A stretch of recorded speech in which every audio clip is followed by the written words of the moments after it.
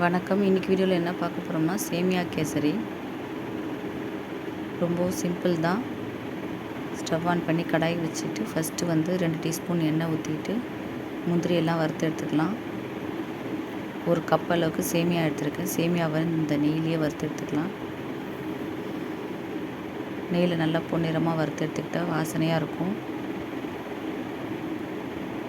ஒரு கப்புக்கு 1.5 கப் தண்ணி ஊற்றுங்க.